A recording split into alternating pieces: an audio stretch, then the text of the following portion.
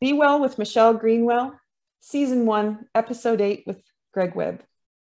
Today's guest has been a compassionate, devoted Touch for Health proponent through a thriving massage therapy practice. I found Greg back in the early 2000s when my body had fallen apart from emotional and physical stress, and I was no longer able to walk any distance without significant pain and challenge.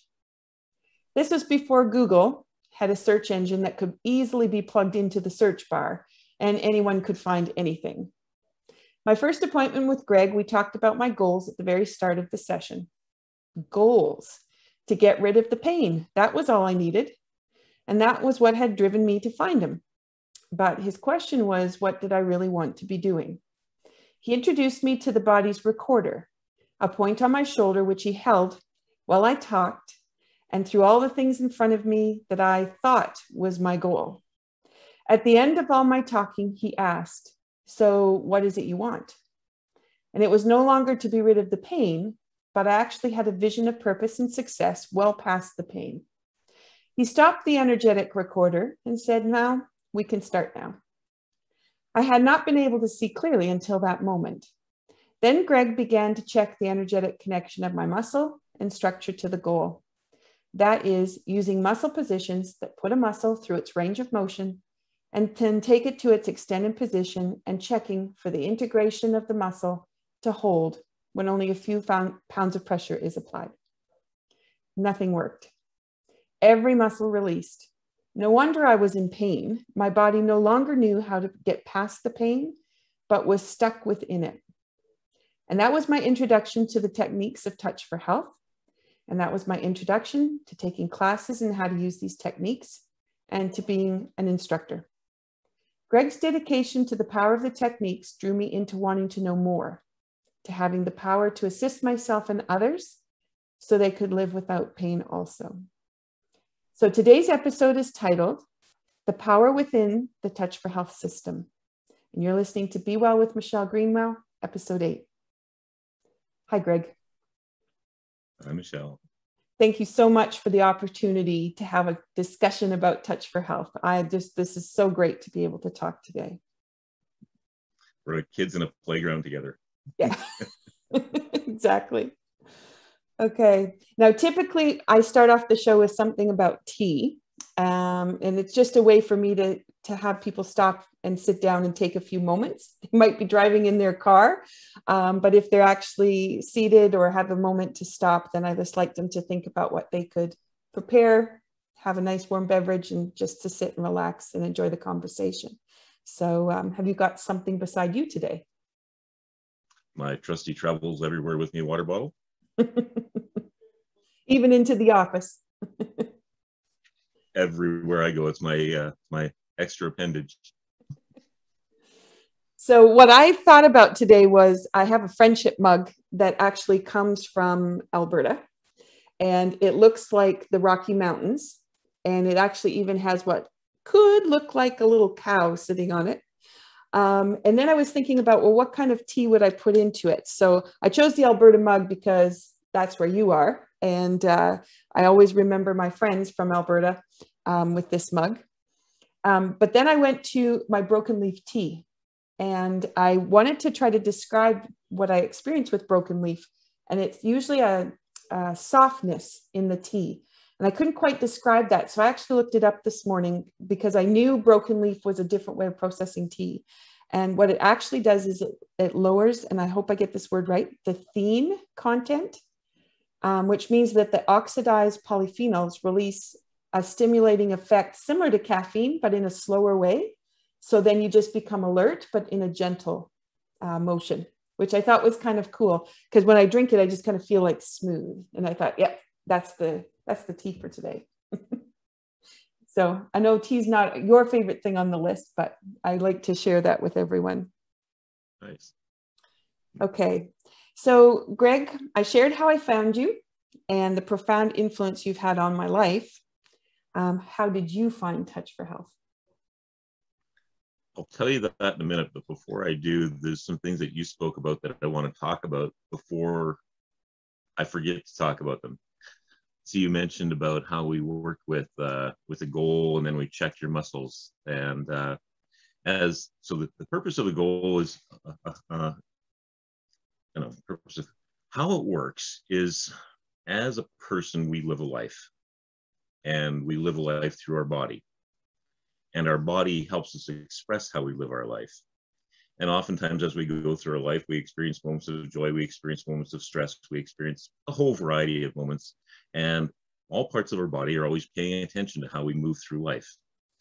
So when we're doing a Touch for Health balance, the whole purpose of setting an objective is it brings an awareness to the person's whole body being physical, and your energy body as well, and your emotional body, and your brain, and how you think about things. But it helps to bring a focus and an awareness to your body of how your body can work with you to do something with greater ease. So then you have a little bit of a conversation, you establish an objective, you kind of narrow it down to, I think this is the important part, and you go, okay, that's good. And then I'll have the person, most of us Touch for Health practitioners will have the person either say or keep in mind that statement as you go through and you check each one of the muscles. You can see on the chart behind me, the Touch for Health chart, that big one up there. It shows how each of the muscles of the body correspond to an acupuncture meridian, an organ, or a gland, and become a way that the organs and glands and meridians can then express themselves. So when we check a muscle and it lets go, that's not a bad thing. That's not a bad thing at all. All that is it's that muscle, that organ, that gland, that meridian, and everything that it corresponds with going, oh my God, you can help me with this? Oh, that is so fabulous. Can I have some too, right? So every muscle that unlocks is always a great sign of the body stepping forward in cooperation to being able to do things with greater ease, and with greater ease and greater capacity and greater strength. And when the muscle unlocks initially, and then we apply some corrections, most often within Touch for Health, we work with the circulatory reflexes for lymphatic and vascular, and as well with the acupuncture meridian, the sort of our standard corrections, as well as the nervous system. But what that does is it helps to shift the belief and the capacity and the ability of the organ and the gland and the meridian and the muscle towards assisting you in an easy path towards your objective. So this can be done either with somebody when you're on the receiving end, laying on the table. It can be done with yourself, giving yourself a balance, or as you've demonstrated, Michelle, many, many, many times in your videos, it can be done by simply setting an intention and then moving your body, because it's the movement of the muscles while you're setting an intention that helps to shift how you're able to do things in your life. It helps to make the muscles stronger, but it helps also to reduce the pain a person might be experiencing. So then back to, how did I discover Touch for Health? I love it. I just wanted to get that in before it disappeared on my thought bubbles, right? Perfect. So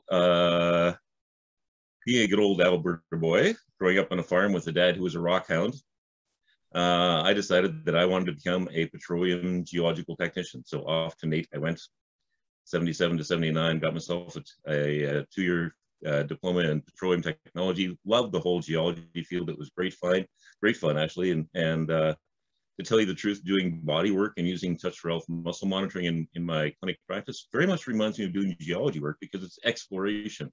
You explore for data, and then you find what to do about it, right? So working downtown Calgary, had some body aches and pains. I learned at an early age, about age 5 or 6 or so, something like that, from jumping out of a grain truck on the farm and hurting myself. The chiropractic was a good way to take care of yourself. So I went to see a chiropractor in Calgary, Dr. Bob Haycock, who had quite a large footprint on the city of Calgary. He really did, especially in the complementary health community. But Bob Haycock was one of the early adopters of applied kinesiology / Touch for Health in his clinic practice. And he would use it to find what parts of my spine and my skeleton needed adjustment and in which direction. And then he would, with his safe cracker-like hands, go about applying his chiropractic skills with great adeptness. And then he would again check the muscles corresponding to that spinal segment to confirm that that spinal segment was now in a position of life energy alignment. The muscle held strong, but my aches and pains went away. I went, this is pretty cool. And I'd ask him continual questions about it. He would show me different ways that the muscle would respond, and it would strengthen, or it would, then he could switch it off, and then he could switch it back on. So in switching off, the muscle would let go, and switching it on, it would re-engage again. Found the whole thing fascinating. So that was 81, somewhere in that neighborhood. And he also introduced me to a herbalist iridologist here in town. And she used Touch for Health muscle testing in an entirely different way. She used it along with test kit vials. So test kits are tiny little glass vials that will have a vibrational signature of, in her case, there were vitamins and minerals and herbs and or foods, that type of thing. And she used it to help me find out what it was that I was really enjoying eating that my body wasn't enjoying as much as I did. So it's pretty common with humans that we'll put things in our mouth that we really enjoy that are maybe not very good for our body. So she used Touch for Health muscle testing to help me find out which things I should be eating more of and less of, and as well, out of her cornucopia of herbal supplements, which of her multiple dozens, if not hundreds of supplements that she could provide me with were the most appropriate for me to be taking, and how many a day, and for how long. She also used it in practice with her iridology. So iridology is like a map of the reflexes of the eye. And one of the neat things about muscle monitoring, as your skill adapts, you learn how to use other clinic resources, and you can muscle check and muscle monitor off of other clinic resources to help guide you as a clinician in your skill set towards how to best help. So she would be muscle monitoring off the various things that she would see looking into my eyes, of to which is the priority target systems to work on first, second, third, fourth. So it's just, it becomes this wonderful way of interacting with things. And as kind of reviewing for our chat this morning, this analogy came to mind. We've all had soup, right? Mm-hmm. And we've all made soup, we've all eaten soup. And soup is a combination of broth and ingredients. And in the absence of broth, the ingredients are just sort of there by themselves, and they don't have as fulfilling a life. Touch for Health and what it brings is the broth. It brings the cohesiveness, it brings the togetherness, and it brings all the ingredients alive. And one of the things that I've so much appreciated about my Touch for Health background, in case you're wondering what a Touch for Health book looks like, you can get it without reflection. That is the complete edition by John and Matthew Thie, John being the founder of Touch for Health, and Matthew being his son, who has done a wonderful job of taking over the helm, internationally speaking. Lovely, lovely gentlemen, both of them. Great course, great book, buy it, read it, and learn it. But mine doesn't look as pristine as yours, so you must have a new copy. It's a new copy. Mine is very, very, very beat up, and it's kind of funny because space-time repetition is the mother of all learning, and I can say that I probably have most of this just sort of on random access memory up here, just again from so much use over the years. Yeah, but that's how I found Touch for Health. And then what I've found in just sort of in traveling throughout the years is that you'll see muscle monitoring being done in a whole myriad of situations, anything from at the front of a a motivational speaker seminar, where they'll show how a person thinks of something which is stressful to them, the arm unlocks, to have them think of a beneficial statement, and the arm holds strong as a demonstration of how their body reflects their mental, emotional energy. There's so many ways that it's done, but any place that you ever see muscle monitoring done for the purpose of communication with the human body and allowing the body to speak, that's the real gem, is it allows your body, the knowledge inherent within the body, to have an opportunity for conversation, and the conversation will be in regards with what the skill set and the knowledge base is of the combined two people working together.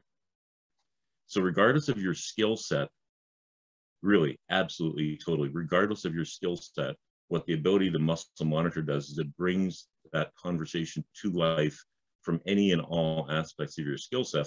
And as an avid student, so my favorite thing to do with my spare free time, I'm a science geek. I'll go find something to study and learn about brain or neurology or body energetics or anatomy or physiology. That's how I love to spend my spare time. It really is.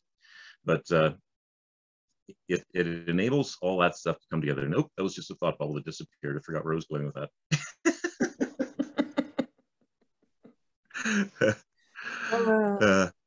But it does tie it all together. It really is. It's so how did I? And then How did I find touch for health? Yeah, through those three. And then I've even seen it done for those who are exploring spiritual journey. It's just so many applications. But it allows our life and our body to communicate, because the way that I'll often explain it to people that are unfamiliar with it is I'll say, so of all the meals that you've eaten in your life, how many did you have to give your body instructions on how to digest? None. Of all the days that you've been awake and asleep, how many of those did you actually have to give instructions to your brain of how to go to sleep? None. Of any boo-boos that you've had or any illnesses that you've had, how many did you actually have to personally give the instructions to your body of how to heal them? None. Our body has its own intelligence. It's incredibly intelligently designed. And as I pursue my studies deeper, my jaw dropping, my awe at the intelligence of design of not only the human body, but all living beings is pretty amazing. But the ability to communicate via a muscle response cannot be underestimated for its creative potential. And that's probably part of the reason why this simple little book, Touch for Health, and its predecessor, Applied Kinesiology, out of Dr. George Goodhart, have resulted in hundreds and hundreds and hundreds of individual separate modalities, because it's such a creative potential tool for a person to use in their everyday life, for their family, their friends, and or in clinic practice.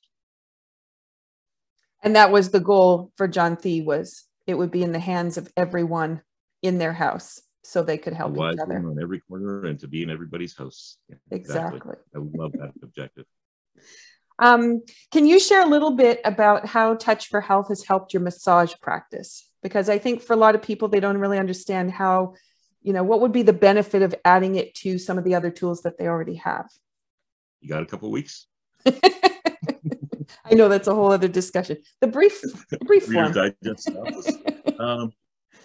okay, so I had my initial exposure to Touch for Health, and that was when I was in the oil industry.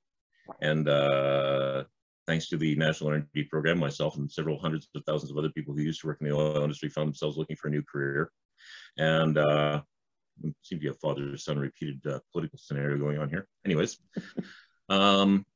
so in 1991, entered into massage therapy school, and a few months into that, there was a Touch for Health course being offered that I heard about, and I went, oh, Touch for Health, awesome, I'd like to take that. Because when I was in massage therapy school, it was really good anatomy and physiology, and learning how to learning good hands-on technique, learning how to listen with your hands is really important. How to listen and feel with your hands is an important part of massage therapy training. And but I knew that there was segments of how our body works that weren't covered in the curriculum of the massage therapy program. And that wouldn't be any different now in 2021 than it was in 91. There's still segments of how the body works that aren't covered in a standard curriculum. And so when I took the Touch for Health course, about an hour or so into the Friday evening, there was this big loud head went off in my head, the big loud voice went off in my head that went, Greg, whatever you need to do to share this information with others, you must. But it was because there was so many of the cracks in between the knowledge base that was being presented in the standard massage therapy training that were being tied together by what I was being introduced to in Touch for Health. I knew there was an energy body, but there was no talk about that in the massage school. I knew as we had our hands on the body, that we had our hands in the energy body. There was no talk about that in massage school. With Touch for Health, it brought to life the acupuncture meridian lines, which are one of the most easy to work with aspects of the energy body. It brought together those in the flow patterns that they have. It brought together how muscles can have their circulation improved. So Touch for Health, again, I said that initially, we work with circulation reflexes. What's one of the absolute objectives of massage therapy? Improve circulation.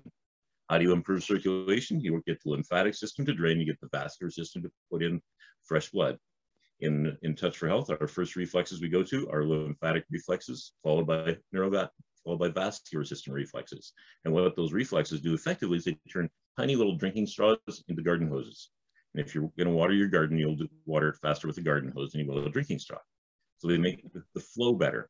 What I find on a palpation basis, so in massage therapy, you learn how to palpate for textural differences in the musculature. and as where the muscles attach to the bone at the tendons, and then the feel of the ligaments as well. You pick up a sense for how that feels in your hands. And then the objective is to apply some kind of a hands-on application of pressure and working those tissues in various ways to then provide a softening and a cohesiveness and a smoothness to the feel. And then you've gained your objective of you no longer have a rigidity, you now have smoothness, and hopefully the tenderness is less. What I've learned, and this is one of my favorite ways to demonstrate touch for health to a brand new client that's never experienced it, that comes in for massage, is people come in because they got aches and pains, and they say, can you just get your elbow in there and grind really hard? Well, yeah, I can, but there's a faster way. So what I will do is I will find that little tender spot and I'll rub on it, and I'll ask them how it feels, because it will be fibrous and it will have a rigidity to it, right? And the muscles in and around the area will also have fibrousness and rigidity to them as well, perhaps at a different scale, but it'll be there, right? And they'll go, oh yeah, that's a tender spot. You found a real good one. And I'll go, okay, well, how about if I've got two options here. I could either beat it into submission and you can do a lot of grimacing and groaning and moaning, or we can take a little about a 90-second step aside and I'll improve the circulation to the area. So I will check the muscle and its surrounding neighbors. Then I'll apply the lymphatic drainage and the blood flow stimulation reflexes, trace the acupuncture meridian that the muscle belongs to, and then retest the muscle. That whole process takes about 90 seconds, maybe 2 minutes, something of that nature. But what happens as a result of checking the muscle first, activating the circulation reflexes, and checking the muscle second, you have now brought to awareness the dysfunction of the muscle, improved its circulatory environment, and in checking it again, the muscle will always check in a better integrity. It'll hold with greater ease, less discomfort, and most often the range of motion is improved. That's gained in 2 minutes. When I go back and palpate, because the entire proprioceptive of the nervous system to muscle brain communication system has completely reset the tightness of that muscle that was initially in dysfunction, and it is now supple. So I can go back in and I can palpate, and the original feature is either A, completely gone, or at least mostly gone, and the rigidities and fibrousness in the surrounding muscles are almost all entirely melted away as well.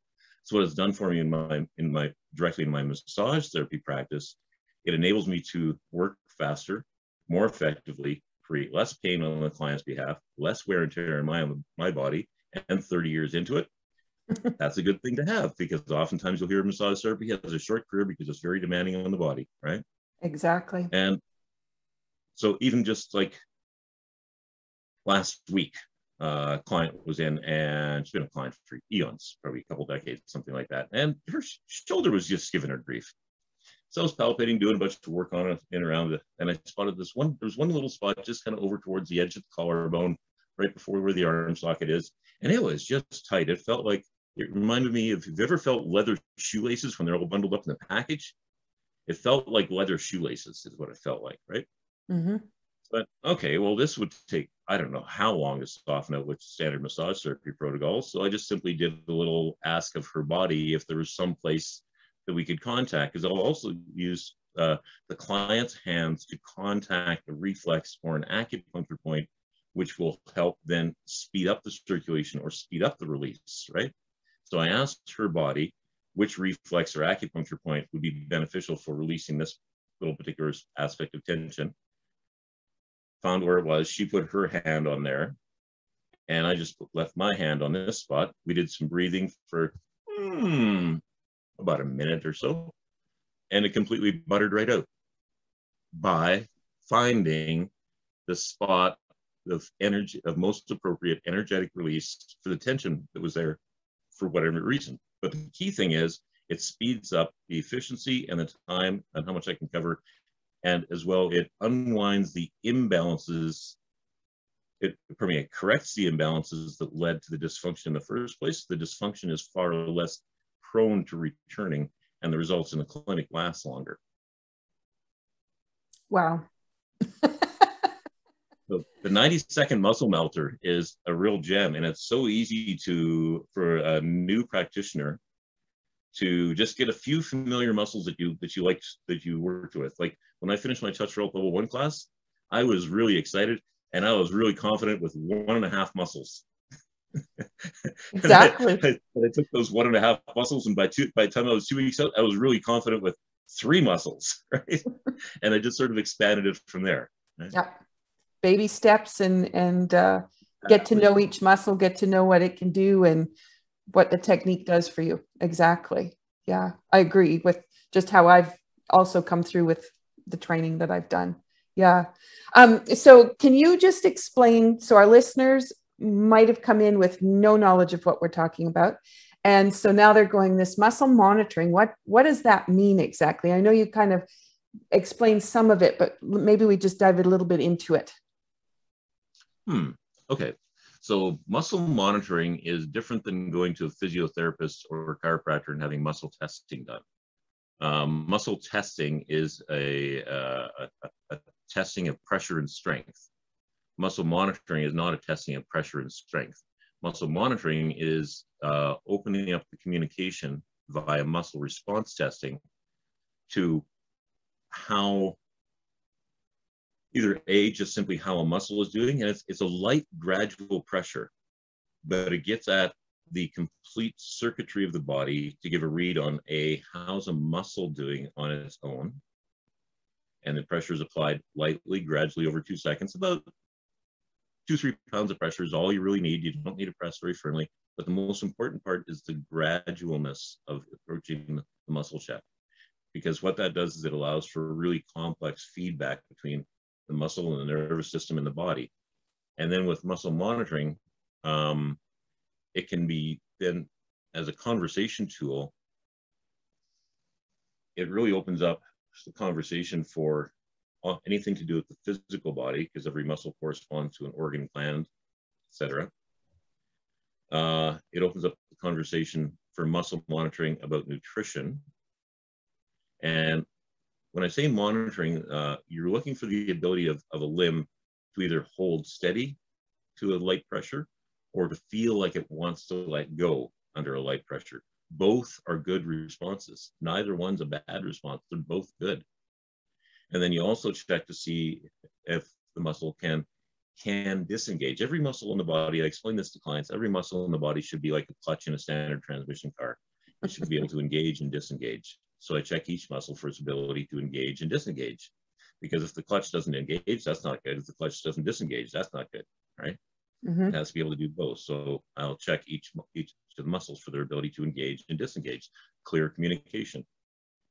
But muscle monitoring as a tool,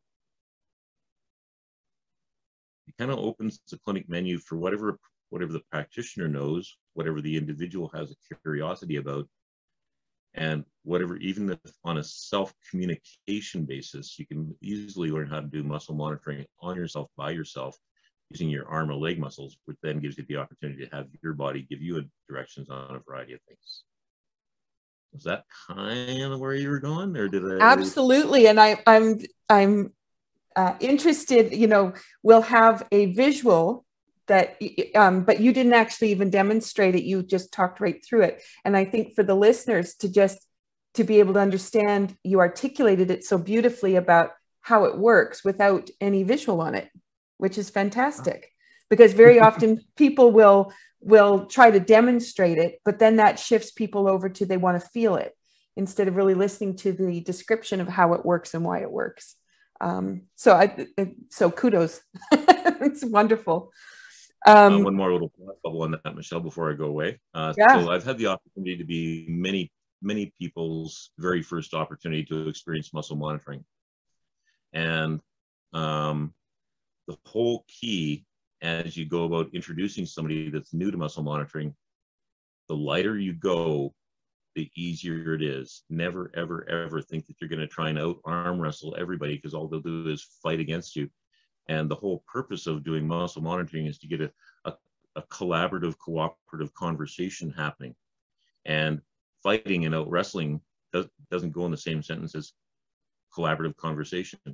So as a person, I'll start with my hand on top of somebody else's forearm, and I'll feel how hard they're pressing up into my forearm. I'll go, no, lighter than that, to where they're just barely holding like the weight of a small paperback novel on top of the wrists. And I will train the people that I'm working with that are new and familiar with this to not use more pressure than the weight of a small paperback novel on their forearm. And if you train the people that you're introducing this to work with a lighter and lighter pressure, you're creating the gift of the opportunity of greater subtle noticing within them. And it's the greater gift of subtle noticing which then enables your own self-testing to start to be listenable, because our body is trying to send us signals all day long if we just simply go quiet, ask, and listen for what the response is. That's beautiful. And that's where, you know, to what we refer to as the body pendulum. So where the body will sway. And when you start to notice when your body actually does move in different directions for different things, when you stand present and still long enough to notice those little fluctuations, it really is astounding. The information that's being presented to us that we're just so not aware of. Yeah. On that topic, Michelle, I use that in my massage clinic practice, because when I'm doing body work on somebody, anytime I've most often got both hands occupied and I'm working the musculature, but I'm also curious, is there some place that is there another aspect that I can incorporate to what I'm feeling in the muscles, or is there a place where that person could have their hands on a reflex or an acupoint that would help speed things along? And I use a very subtle version of the body pendulum. I'll turn sideways so you can kind of see it here. It'll be a movement. Watch what happens with my head angle. It'll be a movement from there to about there. So I just get accustomed to a forward movement of my head or my body of about a half an inch to an inch and a half when I've found something. And I'll just sort of mentally and or visually scan the body for where can I have that person put their hands, or what's another aspect that I can incorporate with this treatment to get at the background of the imbalance of why that muscle is in a state of dysfunction. Body pendulum. And exactly. I sometimes too, people will describe they get like almost a gut reaction. And sometimes it's not a clench of the gut, but it's just that sensation of something. And right away, yeah. And then some people will refer to that as intuition, but they're actually aware of there has been a physical shift. And what is that? Yeah. Yeah. All right. You have shared a couple of stories in the clinic. I know you have lots of stories that you can talk about. Are there any stories that kind of rise to the top of where I know for me, there's lots of days where I just go, wow, even though I do this every day, I still go, wow. And I know that happens for you, but are there a couple that kind of rise to the top? There's a lot in there, Michelle. It's hard to cherry pick some favorites, but I'll pick one off the top of my head. A gal that had been a client for quite some time. And she initially came to see me for digestive concerns. She had IBS, Crohn's going on for quite some period of time. And I've taken touch rail training as well as about 100 other certificates of training over the years. So I spent a lot of time in the classroom learning lots of cool stuff. But the key thing is just balance the body using whatever skill sets you have, and you'll probably do fine. Anyways, in fairly short order, within a couple, 3 sessions, what she would describe as a samurai knife fight going on in her abdomen completely disappeared. And she was able to eat even some of the no-no foods that she shouldn't be eating. She was able to eat those. Fast forward a few years, she finds herself pregnant and comes to see me for some balances during working on women prior to becoming pregnant. And during pregnancy is a great way to ensure a healthy baby. And I'm also a big fan of doing nutrient clearing, like doing balances on both the mother and father prior to conception if you can, because a conceived baby is always a 50-50 combination of the health of the mother and father at the point of gestation, or conception rather, plus gestation, right? So those balances can have a positive outcome. But she ended up with a beautiful little baby boy who, apple doesn't fall far from the tree, sensitive tummy. And due to his sensitive tummy, she was having a heck of a time with him being able to sleep, because you could tell that he was in abdominal discomfort. And the only way that this little baby could sleep was if she was in the easy chair, reclined, and he was snuggled up on her chest, and he would sleep for 20 to 30 minutes at a shot, and then wake up in a painful scream. Wow. So that was the first month of life. So having a baby in your late 30s, when your endurance isn't quite what it was in your early 20s, and you're now awake almost 24/7, it gets to be a pretty hard gig to go, right? Yeah. So her and the little boy came along, and we just snuggled the little boy up on her chest, and I did a balance on her for him. So the balance was done via the mom or the baby.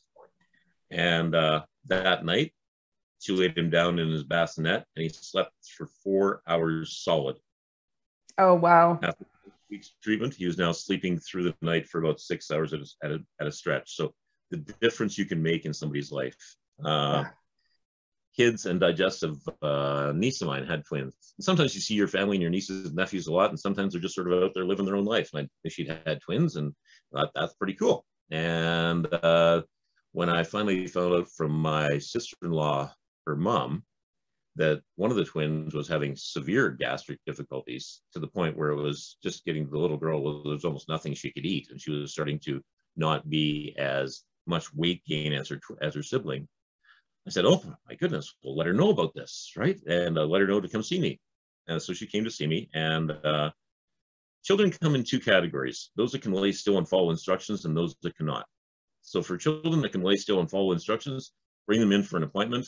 For those that cannot lay still and follow instructions, which is kind of like a 1.5 years, 2-year-old, have them stay at home with somebody and do what's a distant healing session on them. So I did a distant healing session via the mom to affect the little girl with the gastric. So she had a full-on GERD, gastroesophageal reflux disorder of a fairly severe nature. And so we did the treatment on her, got home that night, and apparently that little girl that night voraciously attacked every piece of food that was on the table. And as well, decided that night she didn't need her soother to go to sleep. Oh, interesting. And 2 days, yeah. And after the second balance, which was about a week or so later, she decided, you know what, this diaper thing, I'm ready for my big girl pants. So she was making these decisions on her own, which were previously not even conversable with her. She was just like, no, oh, I must have my soother, or whatever the case may be. So it was interesting to see the advancements that came along from straightening out the intestinal tract and straightening out the gut. And then there would be so many soft tissue stories. Oh, here's a neat one. A lady who's been a client for quite some time had a mini stroke, a little TIA. Nothing too major, but just a little bit, and could notice that her movement wasn't quite as smooth. So did a treatment on her brain centers for the smoothness of the motor signaling. And there was a significant difference. She commented a significant difference in how confident she felt on her feet and the evenness of her stride. She commented then that she was tired. Her energy wasn't quite what it was. So I did a balance for her energy production systems of her body in the next treatment, and her energy improved. I noticed that her speech was just still a little bit not flurry, but the enunciation wasn't quite as crystal sharp as she typically had been. So then, because our work here from Touch for Health has also launched into many courses involving working with the detailed wiring of the brain and very specific aspects of neurological function of the brain, I worked on the speech formation centers and the integration between the left and right brain of the speech formation centers. And when she came back next week, it was noticeable how much more clear and articulate her enunciation was. So there's just so many applications that really is it's quite a delightful tool. Mm-hmm. Beautiful. In a recent conversation that we had, which is kind of what led to what we're talking about now, you had talked about Touch for Health being the glue, and I know you brought it around to being the broth in the soup, which is beautiful, because that's where, lots of the love goes is into there.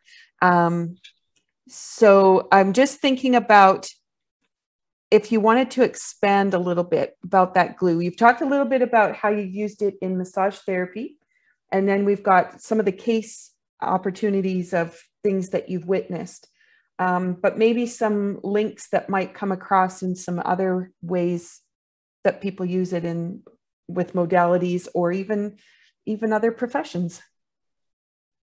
Probably just sort of a random thought that comes to mind. Right now, there's people who are living a different life in 2021 than what we've been accustomed to. And there's a lot of people that are spending more time at school, and kids are having to learn at home a lot of times versus being in a classroom. It's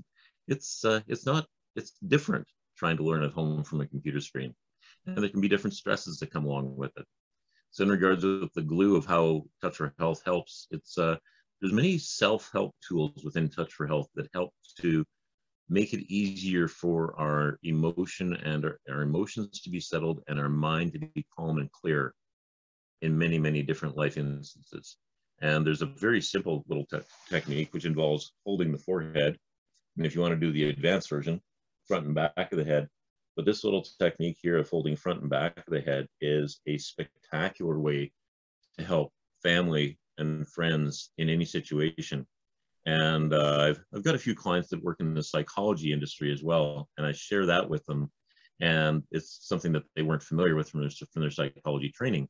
And they've provided me really good feedback of using it in their clinic session with their clients, but as well having the clients hold their own head while they talk about things. And you can do this standing, sitting, lying down, it doesn't matter. It's been very, very good in that regards. Any of the nutrition, go ahead, Michelle. I was just going to say, for those people that are listening, what Greg did with his hand is he just put his whole hand across his forehead and he put the other hand across the back of the skull, and just held it that way. Sometimes it's fingertips, but you had done the whole palm, which is one I recommend at bedtime. So yeah. Mm-hmm. So sorry, I just wanted them to know in case they were trying to figure out what you were doing and couldn't see. All right.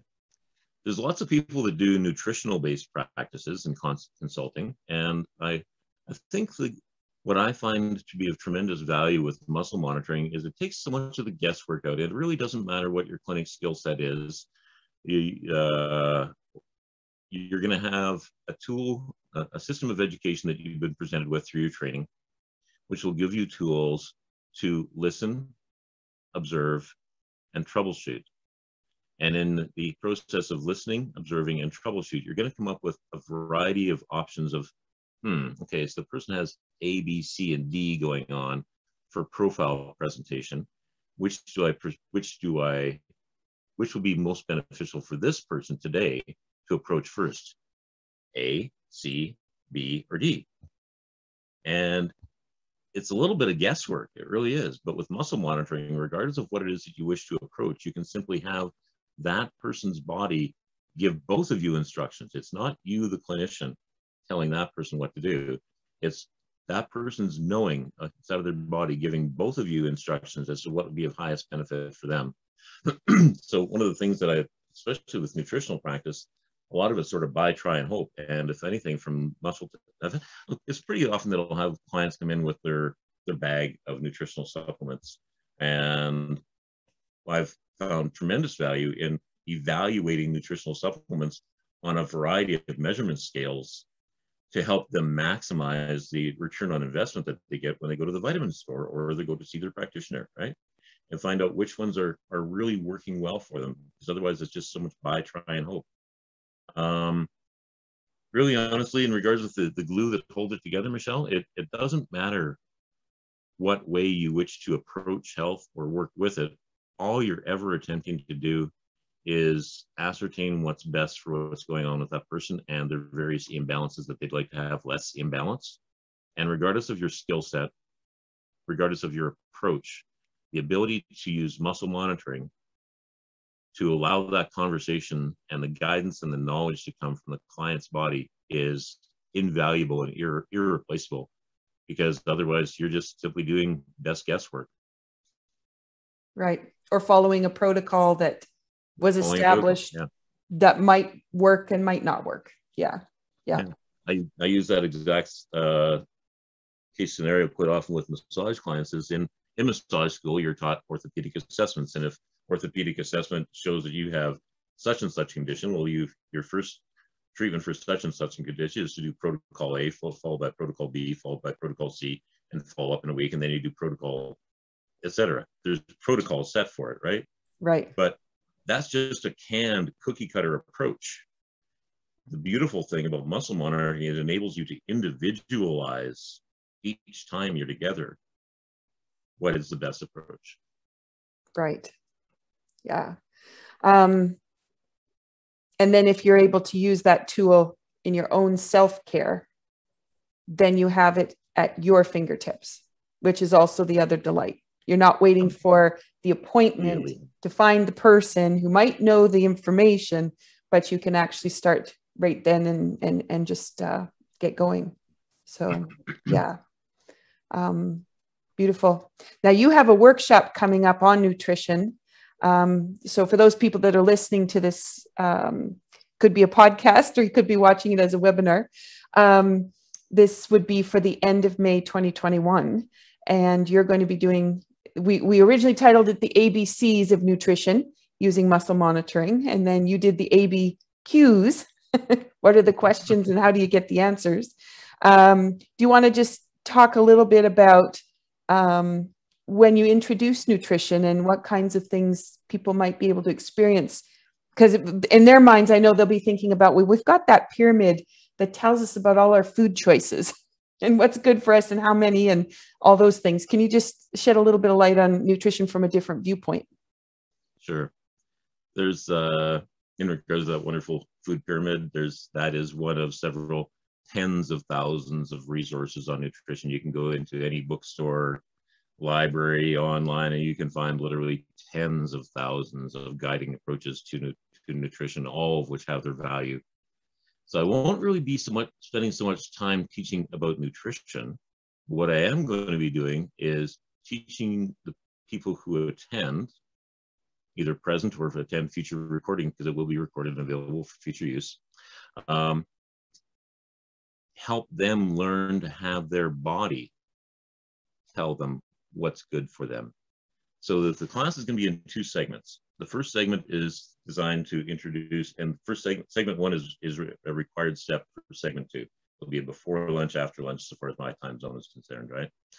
The 2 hours in the morning is designed to take a person who's not yet familiar with muscle monitoring and guide them through a variety of methods, including the body sway response, of how to get used to what a body response to muscle monitoring feels like. Sway forward, the sway back, or an indicator muscle holding steady or letting go. And then we'll move from that into some initial, bring along some food samples with you. Grab some vitamins out of your vitamin cupboard, grab some foods out of your cupboard, grab some foods out of your fridge, and have them handy with you. And we'll do some playing around with those to see how your body responds to the things that you have been buying and eating on a regular basis. And then in the afternoon, we will be going more, now that you've got the idea of how to use muscle monitoring as a skill set toward nutrition, I'll be going and giving you more exploration tools. I'll show you and help you learn how to evaluate nutrients on a variety of percentile basis. I like working with percents because they're easy to count, and it's an easy way to get a numerical evaluation on things. Mm-hmm. And so how to teach percentages of nutrient access, benefit, need, life energy, how much does it support you, what's your ability to break it down and recognize it, because sometimes we can really benefit from a compound, we can really need the compound, but our body can't recognize it. And then that equals either get a different brand or do a balance towards the nutrient, right? Yeah. I'll also teach you how to use body charts for helping to ascertain nutrient reflexes, organ and gland reflexes, and how to work with fine tuning in so far as their nutritional needs. I'll help you learn if something needs more or less of.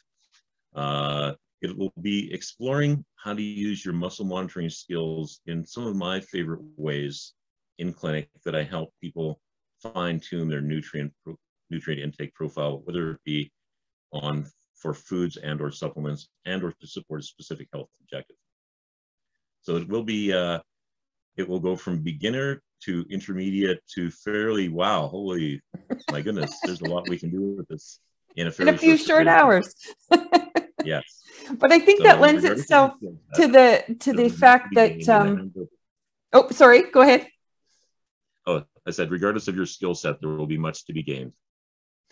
And I was just thinking, you know, sometimes it sounds so complex what we're doing, but it's so simple. And then sometimes you think, well, it can't possibly be that simple. And then it is that simple. It is. And we try sometimes just to make it complicated, but it is just it's not very simple. Yeah. Particularly if you're using that muscle monitoring. Yeah. And it's the ask body questions, because otherwise it's just buy, try, and hope. Exactly. And you say that quickly. So the first time I heard it, buy, try, and hope, it was like, whoop, it went past me. But then it was the second time. But it really, people spend a lot of money on buy, try, and then hope it works. And then if it doesn't, it goes to the back of the cupboard. And then one day, 10 years from now, you go back through it and go, it's all expired. And, right. you know, and you wonder why you bought it, you know. So, but you already knew it didn't actually work anyway, because it ended up in the back of the cupboard.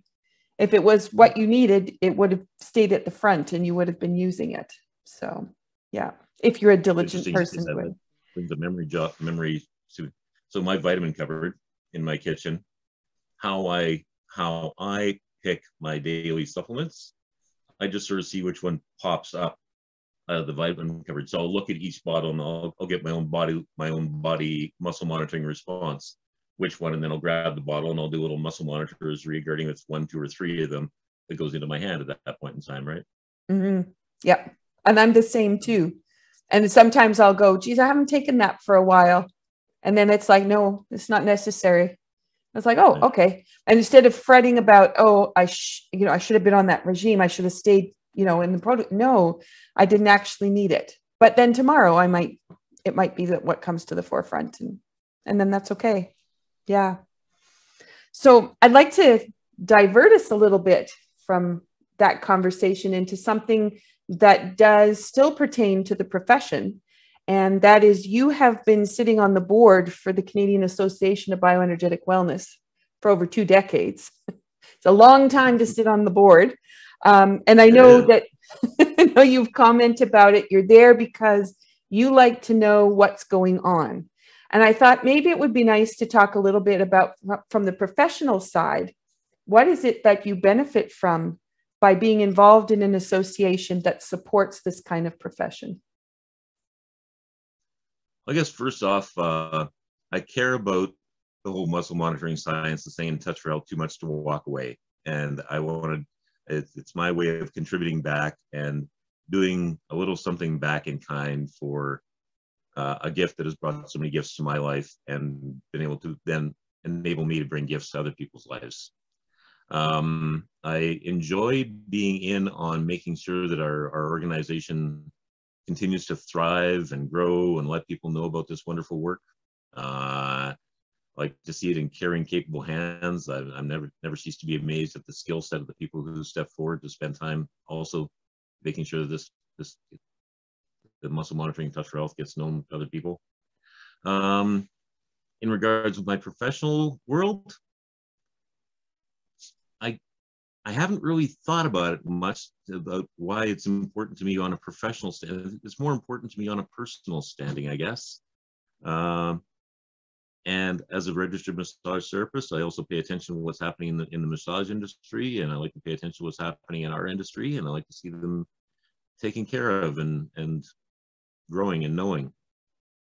Mm-hmm. So, but it's probably a personal passion more than a professional passion, to share the truth. And I think that's an interesting observation, because it is the relationships that come out of being a part of a professional association where you actually get to know the other people, and you're not just somebody that you pass because you're in the same profession, but you actually get to know who they are and what they do. And in this field, you're doing wellness, which is you do get to know people. You get to know their quirks, their vulnerabilities, and then also the strengths. And so it's for me, it's always interesting the kinds of people that come into this circle, but also then the relationships that come out of it. So, and that's probably one of the more heartfelt, golden, valuable aspects of it, is you get to spend some time collaborating and in the company and doing teamwork with some really wonderful, wonderful people that otherwise you just don't have the opportunity to be in the company of. Mm-hmm. Mm-hmm. And you get to work on some very fabulous projects together. It's exciting. It's emotionally rewarding. It's a wonderful way to contribute some time. Mm-hmm. Mm-hmm.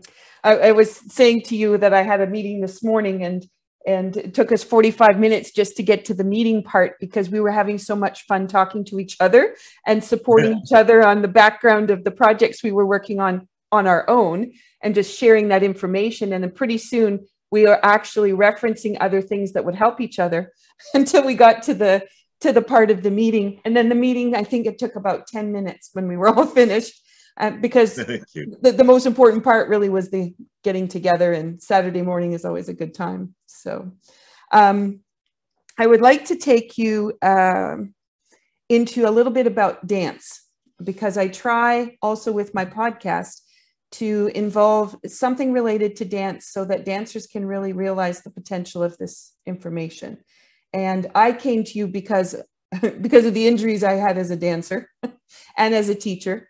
But one of the things that always stuck out for me was your experience working with one of the dance companies in Calgary. And when you expressed to me that you could go and sit in a show, and you didn't go to the show to see the artwork, you went because you could watch the bodies, and you could see how they were working as they went across the stage, and you would know you could fix them. And I thought, there's no way I will ever have enough knowledge to be able to ever do that. And you've already articulated that Touch for Health gives you a background into the subtleties of the body. And you're right, because I did develop those skills. But I would love for you to share that story, because it did have a profound effect on me. And I think about it often when I'm doing things. That was a fun time, actually. So a Calgary dance company, they're still in existence. I'll say their name just to give them a plug, because they do great work. Decidedly Jazz Dance Works does great work. They do great work. So this was early in my clinic practice, and I was just looking for ways to reach out and contribute. How I ended up with the Decidedly Jazz Dance Works connection, I can't really remember, to tell you the truth. Maybe one of my clients was a dancer there. Maybe that's what it was. But I would go to their practice studio, and I would just hang out. I'd get permission to be there and flirt with the instructor, et cetera, that kind of thing, with the objective of seeing what I could do to help the dancers. So I've mentioned a little bit earlier how eventually what you end up being gifted the opportunity of as a Touch for Health practitioner is the ability to notice what an indicator muscle change is. An indicator muscle is any muscle that you're using: arm, leg, body sway, self-testing. There's a whole myriad of ways that internal noticing can come of an indicator muscle change. And again, all an indicator muscle change means as a term is, hey, we just found something, right? So I had developed at that point in time a good sensitivity to my own self-noticing. And self-noticing is a really powerful tool to apply in many ways in your life. I was using it to watch the dancers move. And some of them I knew from just conversation that they had, oh, my hip bothers me, or my shoulder bothers me, or something like that. And others, I didn't know anything about them. But I would sort of tune in, and then because I had my massage therapy training, I had learned the musculature. And when you take Touch for Health, you learn to work with lots of muscles. So you soon learn that, well, muscles are a fun thing to work with. So I would just sort of visually scan the dancer's body. And sometimes it was easy to see those who found a movement very easy and graceful. And other times you could spot there was just something a little bit off in the smoothness or the grace or the range of motion or the timing. There was something that wasn't quite on, right? So then during the break, I would then have that person come over to me, and I just stretch them out on the floor, and I would check the muscles that I had noticed, whether it be a deltoid or a pectoral muscle or a back muscle or a hip muscle or a thigh muscle or a lower leg muscle involved with footwork. I would check the muscles that I had gained a self-noticing of that could do a beneficial correction. And I'd dig out my Touch for Health book, and I would check the muscles, and I would do the corrections. And so to check a muscle and do a correction takes about 30 seconds a muscle in that neighborhood. So I would go through and I would check, do a whole bunch of corrections on them. and during their 5-minute break, and then send them back out. And sure enough, they would comment, wow, yeah, I can do that movement with greater ease. I can do that movement with greater strength. My balance feels better in that position, and or their timing's on, or their range of motion improved. So it was really just all about using my skills as a clinician to visually scan the body, see whether it was an arm, shoulder, hip, leg, thigh that I got a self-noticing on, some kind of a self-indicator change, and then check the muscle, apply the corrections, recheck the muscle. And again, that it's called an information sandwich. And when you're teaching a Touch for Health class, the information sandwich involves bringing awareness to the body by testing the muscle, applying corrections to the circulation, and then rechecking the muscle. And that provides a recalibration of the proprioceptors. Proprioceptors are just little message senders in the body, located in the nerves and the muscles and the joints and the fascia. They send information about things. So it creates a recalibration of the proprioceptive to the nervous system, to the muscle, to the movement pattern that enables now a movement to happen with greater ease, strength, and balance. And it was quite fun, and did that for a while. And yeah, it made quite a positive difference for people. Yeah, one thing that I've often thought would be great is to see even just the lymphatic reflexes, because the lymphatic reflexes are spots that you can rub just on the front of the torso. There's a whole bunch of them that catch the arm and the leg muscles on the inside and outside of the thighs and the low back. Rubbing those as a refresher to keep your muscles refreshed and energized, or as a pre-event thing. I've often thought it would be absolutely delightful to, in every movement-related studio, to see a wall chart of just the lymphatic reflexes. So, and with the muscles named perhaps, so those who know the muscle names can go, oh, that muscle, right? But to do the lymphatic circulation reflexes on a head-to-toe basis for a little bit of a recharge takes about 20 to 30 seconds. And that's a great way to recharge and refresh the muscles. Mm-hmm. Yeah. And I, that one, first thing in the morning, it's just like, boom, you're ready to go. It's wonderful. And if you do those reflexes with an intention, it helps to move that intention forward with possibility into your world. Lovely, lovely.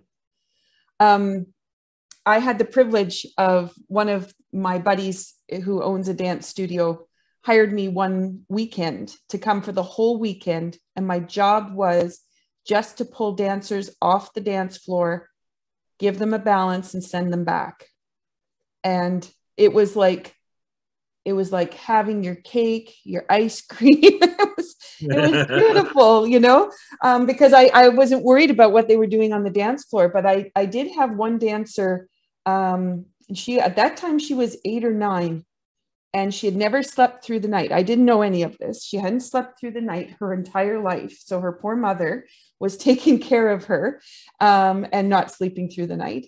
And she couldn't go across the floor with a simple walk. There was no way she could coordinate her hands and her feet.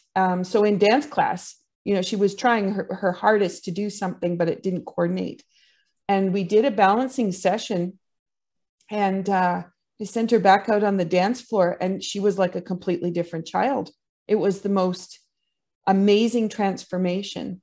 And as it turned out, after that one session, she just slept through the night.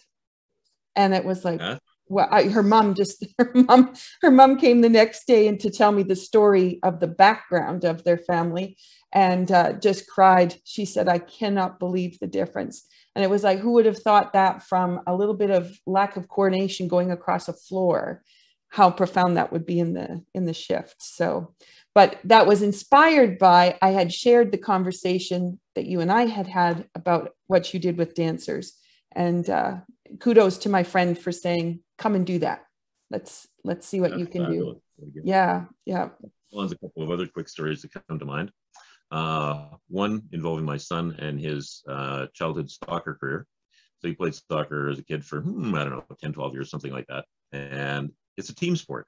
So as a team sport, the teams that work together gel and they have more success, right? So the coach at the time he was a dad coach. So one of the dads on the team was the coach, as is often the case with kids' sports groups, right? And he'd been a client of mine, and I'd mentioned to him about the idea of, oh, what if you get me into the locker room, and I'll just lead the kids through some, what we call it, like the brain gym, switch on, get the left, right brain going, get the top, bottom brain, switch on some reflexes, rub the lymphatics. So I just led them through that with a languaging of how getting the left and right brain working also gives them the ability to see the left and right sides of the field and how the ball is moving that way. The top and bottom, the near and the far gives them the ability to see their players and the ball as it comes closer and or further to them. And then the lymphatic reflexes were about keeping their muscles strong and refreshed so they have greater running ability. So I just led the entire locker room of 12-year-old boys through a brain gym exercise and rubbing the lymphatics on their own body. They went out and they played as a unit that game, unlike they had ever played as a unit. And it was absolutely stunning to see. And boy, and I've often thought, with regardless of the level of team sport, whether it be childhood, intermediate, competitive, or especially at the upper competitive levels, when you can get a team to gel, there is amazing things that happen. And especially at the upper levels of competitiveness, whether it be singular sport or team sport, the difference between first place and fourth place being you don't get a medal, you get a thanks for coming out award. The difference between first place and fourth place is very marginal. It's a very slim margin of difference between first and fourth. And anytime that I've had an opportunity to use these techniques with people who are of a upper level athletic ability, they always have lots of muscles that aren't working correctly. And especially if you put them in a position where they're thinking about the event, it will show that lots of the muscles of the body are not integrated and engaged when it comes to thinking about the event they're about to go compete in. So when you do a balance for them, it makes a tremendous difference for them to be at their best as an individual or as a team member. Mm-hmm. Yes. And I've had that same experience with dance choreographies and groups of kids, and giving them new concepts to work with too. And if you balance everybody together at the beginning, you walk right through the concepts you want to explore. And if you don't, someone's not on the page with you, they're not going to be on the page. Then it's just going to be, you know, I'm not going to try this, or I can't do this, or it's too hard for me. Yeah. And that conversation just disappears. Yeah. Yeah. I know we could go. Bring a wonderful cohesiveness to a group. They really do. Mm-hmm. So I know you and I could tell stories for a long time, and you've had years in the clinic to be able to build that repertoire. I would like to just bring it to a close by saying that both of us are part of the leadership team for Can Be Well, the Canadian Association of Bioenergetic Wellness. And so it's known as canbewell.org if people are looking for us. And someone had asked me a couple of weeks ago, how do they find out about a Touch for Health class? And that's where those classes will be listed. They'll be on the class listings, and you can find all the instructors there and the directory of people and the different kinds of modalities they do. So if anybody's looking for you, Greg, you're listed in there, and your background is there, but also you're listed as a member of the board of directors as well. And so I just wanted to bring awareness to that. Is there a website that people can locate you at, or you're fun with Facebook? Other than canbewell.org, you can find me on my personal website, which is gregwebb.ca. So that's www.greg, one G at each end, Greg Webb, two B's at the same end, gregwebb.ca. Perfect. Awesome. So with that, it's always a pleasure. I thank you so much for taking the time to do this. And for the listeners or the people who've been watching, I hope they've enjoyed the kind of the weaving in and around the topic of Touch for Health that we've been able to explore. And I hope we've enticed a few people to say, I can do that, and sign up for a class, find out some information, check out Can Be Well's YouTube channel, because there's lots of videos there, and you've presented on several of them. So if they're looking to see more of what you've done, then you're there as well. So, one more thing before we close out. Yes, go ahead. Michelle, you mentioned anybody can do this. I think that that is, I didn't mention that, but one of the things that I really absolutely completely so tremendously appreciate about what Touch for Health has done, it's given the opportunity to bring out the healer in everyone. Mm-hmm. Absolutely everyone. And if you look at the international community of people who do muscle monitoring, of which there are hundreds of thousands in every corner of the world, every single one of us comes from a completely different background.